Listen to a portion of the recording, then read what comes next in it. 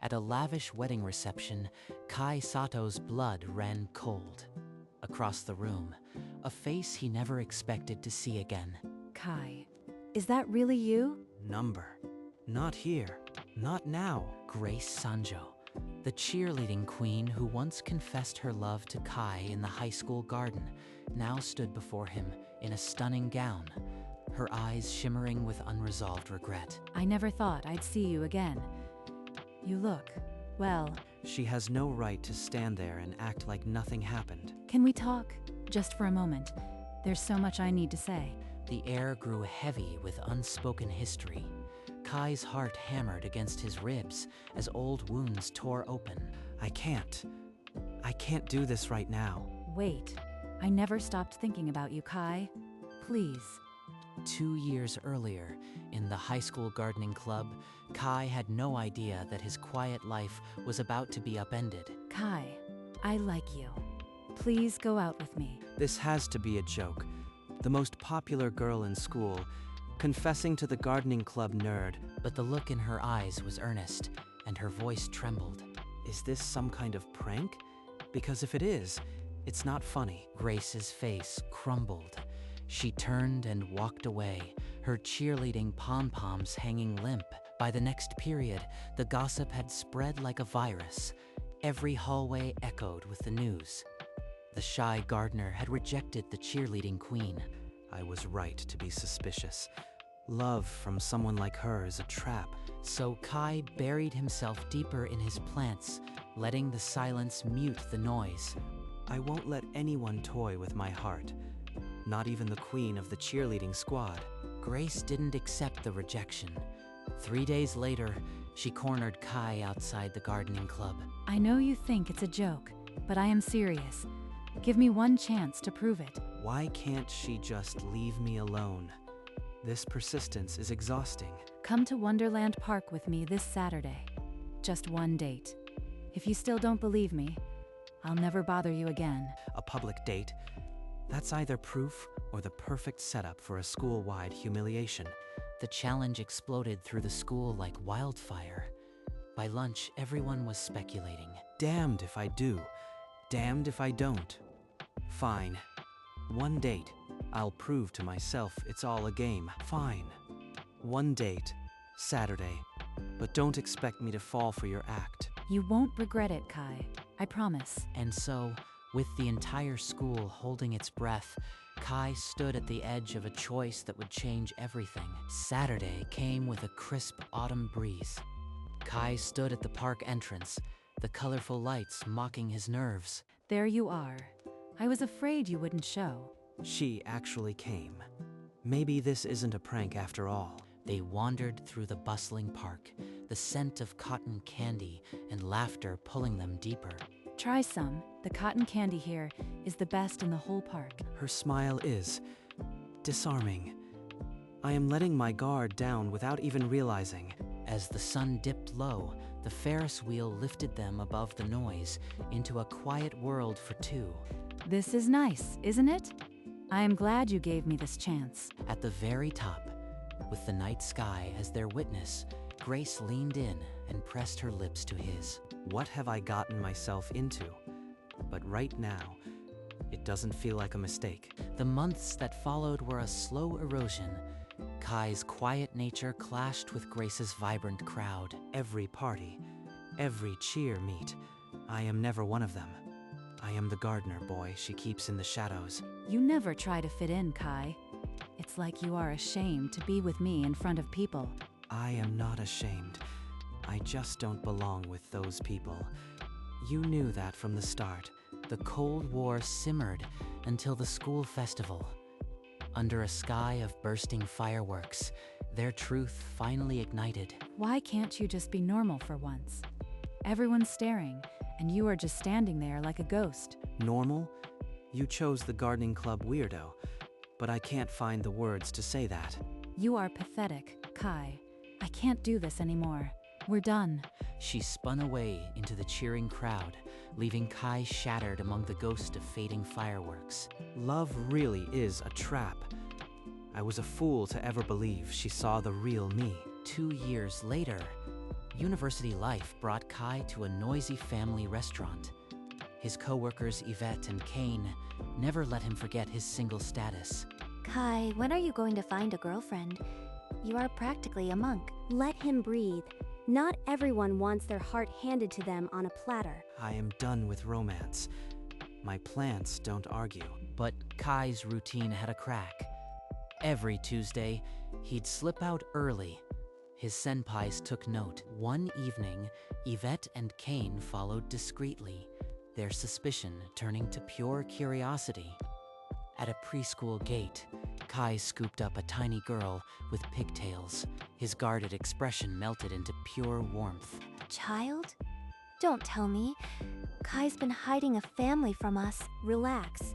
That's Noah, his little sister. He's basically her second parent. Then he's definitely coming to the singles mixer. No excuses, Kai. You need to live a little. The singles mixer buzzed with desperation and cheap cologne. Kai hugged the snack table like a life raft. Not a fan of these things either. The snacks are the only honest part. Kai looked up. The girl had warm eyes and a laugh that tugged at a buried memory. Wait, Nina? From prep school, you used to sit behind me in literature. Kai Sato, you actually remember me. I was so shy back then, but you always said my essays were good. The noisy room faded. They talked about old classes, forgotten dreams, and the strange path to this moment. She's nothing like the girls here. No pretense, no walls, just real. I've missed this. Would you want to grab coffee sometime?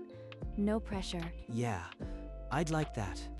Here, let me give you my number. As the party wound down, Kai left with something he'd long forgotten, the fragile hope of a real connection. The days that followed rewrote Kai's routine. Coffee became park walks. Park walks became shared silence. I never knew you were this easy to talk to. It's like we've known each other for years. She makes me forget the walls I built. That's terrifying and wonderful. They found a rhythm. Saturday matinees where popcorn bridged the gap between their fingers. You are actually smiling big brother. She must be something special. Don't mess this up. For weeks, the past stayed buried. Then, on a crisp Tuesday, Kai crossed the campus quad and froze. Number. That can't be. That hair. That walk. Grace. She was 20 feet away, her eyes carrying the same regret he'd seen at the wedding, except now she looked fragile. Why is she here? Why now, when things are finally good? Their eyes met for a single heartbeat.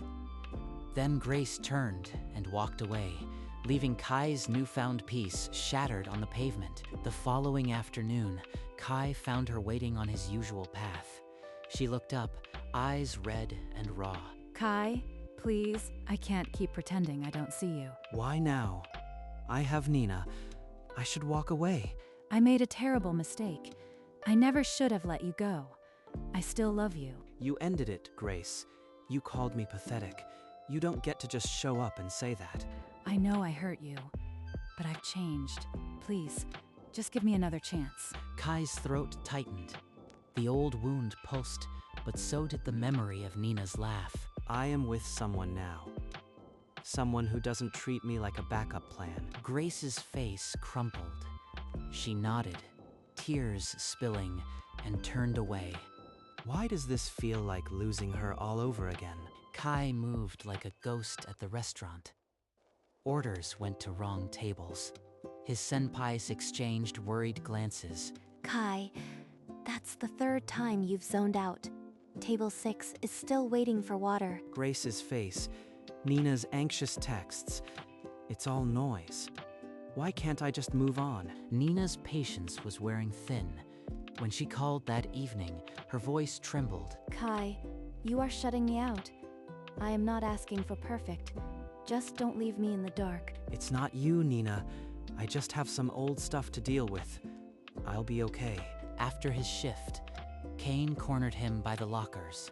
Her grip on his elbow was firm, her eyes sharp. Don't string her along. If you are still hung up on someone else, walk away now. Kane's words cut deep, but I can't bury this. I have to face Grace one last time.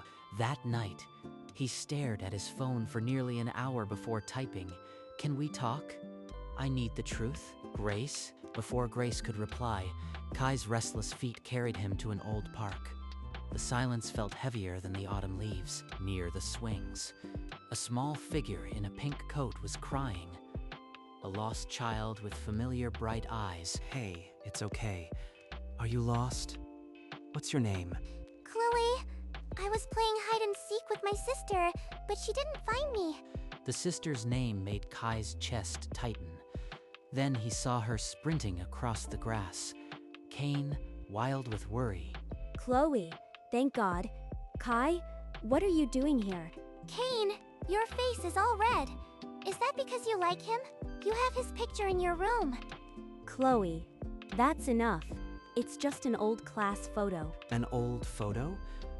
We haven't taken a picture together since we were kids. As they walked home together, old jokes resurfaced, and for the first time in days, Kai forgot about the heavy truth awaiting him. The next afternoon, Kai stood in the dusty classroom where their story had first crumbled. Grace was already there, silhouetted by the window. Thank you for coming. I know I don't deserve it. Just say what you need to, Grace. This is the last time. I've replayed that night at the festival 1,000 times. I was scared, Kai. Scared of how much I felt. So you humiliated me. That's how you handle fear. I was wrong. All I'm asking is for a chance to prove I am not that person anymore. Please, Kai. Just one more chance. Her words are like a key trying to unlock a door I'd already sealed shut. Let the hinges ache. If you loved me, you would have never called me pathetic. Some words can't be unspoken. Her hand reached for his, but he pulled back, leaving her fingers grasping empty air. Goodbye, Grace. I really hope you find whatever you're looking for. Kai wandered the university grounds, restless. Near the old oak bench, familiar laughter stopped him cold. Two girls he vaguely recognized were scrolling their phones, their words cutting through the quiet afternoon. One laughed. "I still can't believe Grace actually went through with that dare. Poor Kai, he never stood a chance." Dare? Number. It can't be. My gut was right all along. His hands shook as he opened his phone. A quick search led to a year-old video tagged at the Wonderland Park event. The clip showed Grace, younger, surrounded by friends, make the creepy gardening guy fall for me. "Fine, you are on. I bet I can do it in a month." Every smile, every word, a performance. I was nothing but a trophy. Time-stamped days before their first date.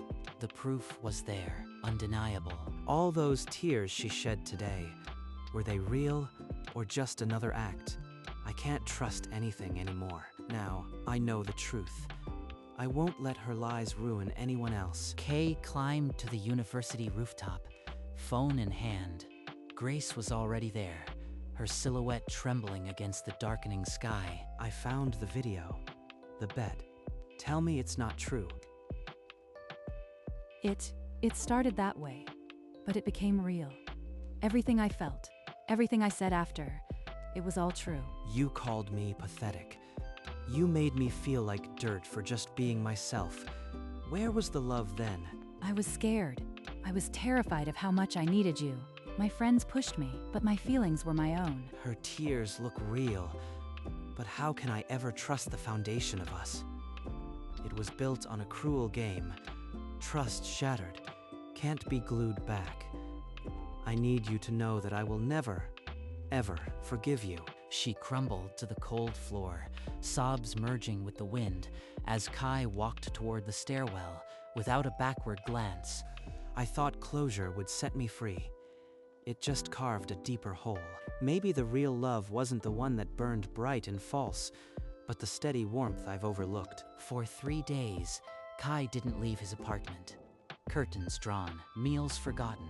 His phone buzzed like a distant insect. Nina's name lit up the screen. He watched it ring until the light faded. I can't let her see this. Nina deserves someone whole, not a ruin. A voicemail clicked in. Even through the static, her voice was soft with worry. Kai, it's me. Please, just one text. I am not angry. I just need to know you are breathing. He threw the phone onto the couch and pressed his palms against his eyes until spots bloomed. A sharp knock cut through the silence. Then the scrape of a key in the lock. Kane pushed open the door, a plastic bag dangling from her wrist. She didn't wait for an invitation. You look like hell. I brought the spicy ramen. Move over. No pity in her eyes, no demands. Just the familiar sound of cup noodles and a stubborn refusal to leave. A week after Kane's visit, Kai forced himself to meet Nina at their cafe. His eyes were still shadowed. You look like you haven't slept in a week, but at least you came. I am sorry for the silence. I've been lost. I know about Grace. I know about the bet. I am not angry about that. I am angry you shut me out. She already knows. The whole world knows now. I love you, Kai, but I can't be with someone who's still living in the past. You need to decide what you want. Nina, I need time. I don't know what I want right now. She reached across the table, her fingers brushing his. Then she pulled back and stood. When you figure it out, you know where to find me. But waiting forever isn't love. The cafe door chimed as she left. Kai sat alone, an abandoned cup steaming beside him. That evening, Kai found Lucy studying in her room, but his mind was far from textbooks. Brother, you are circling the same question. If you can't choose, you'll lose everyone. Follow your heart, not your fear. My heart? It's been too battered to trust, but Lucy's never wrong about what matters. The next shift, Yvette cornered him near the storage room with a knowing smile.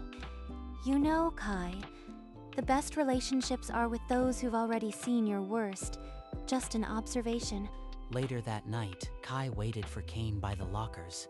His questions were no longer about Nina. What if someone wanted to be more than a friend, but didn't know if they deserved it? If you are asking for me, then know this. I won't be your fallback. I'll either be the only one or none at all. The photo. She's kept it all these years. Not as a joke. Not as a bet. There was never a dare in her eyes. All this time, the steady warmth was right in front of me, and I almost let it slip away. The next morning, Kai's steps felt lighter than they had in months, but an old shadow waited by the campus fountain. Kai, before you walk away for good, please listen. I know I can't undo the past. No tears, no desperation. Maybe she's finally found her own peace. I just needed you to know that my love wasn't a lie. I'll wait forever, if that's what it takes. Grace, don't wait. I found someone who saw the real me without a bet or a challenge. For the first time, her face didn't crumble. Acceptance settled in her eyes like a quiet morning. Then I am happy for you. Truly. Thank you for being my first real love, Kai. Goodbye, Grace. I hope you find what you are looking for. She walked past him, her shoulders straight, carrying the weight of regret, but no longer dragging it. Kai exhaled, the last chain of his past falling away. The path ahead was finally clear. Kai stood at the old park bench where they once fed the ducks.